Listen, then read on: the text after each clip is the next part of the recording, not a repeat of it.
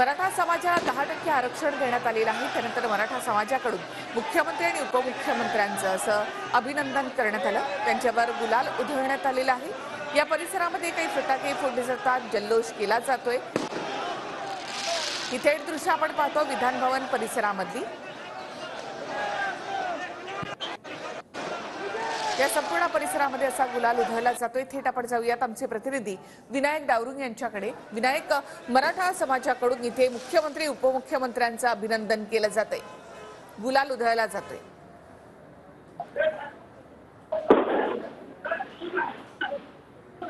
तिला बरोबर आहे, ज्या पद्धतीने आज मराठा आरक्षणाबाबत हे जे आहे ते मंजूर करण्यात आलं आणि हे मंजूर केल्यानंतर विधान भवनाच्या बाहेर जो आहे तो जल्लोष मराठा समाजाचे सगळे कार्यकर्ते आहेत त्यांच्याकडून बराच वेळ केला जातोय। आता मुख्यमंत्री आणि उपमुख्यमंत्री दोघे सुद्धा या ठिकाणी उपस्थित होऊन त्यामध्ये सामील झाले आपल्याला पाहायला मिळाले।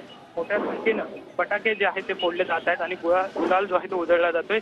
जल्लोष कुठेतरी मराठा समाजाकडून होताना आपल्याला पाहायला मिळते। गेल्या अनेक दिवसापासून मनोज जरांगे पाटील जे आहे ते उपोषण करतात। मराठा समाज जो आहे तो आक्रमक होता। अखेर सरकारने हे आरक्षण जे आहे ते आज जाहीर केलेलं आहे। 10% आरक्षण जे आहे त्याचा बिल जे आहे पारित विधान भवनात झालेला आहे आणि त्यानंतर हा जल्लोष जो आहे तो विधान भवन परिसरात आपल्याला पाहायला मिळतो। निखिल, नक्कीच विनायक, आणि आपण इथे दृश्य पाहतो मुख्यमंत्री उपमुख्यमंत्र्यांवर देखील या ठिकाणी गुलाल उधळला जात आहे। मराठा आंदोलक या ठिकाणी पोहोचले होते आणि त्यांनी मराठा समाजाला देखील मुख्यमंत्री उपमुख्यमंत्र्यांचं अभिनंदन केलंय। संवादही साधला त्यांनी मुख्यमंत्र्यांशी।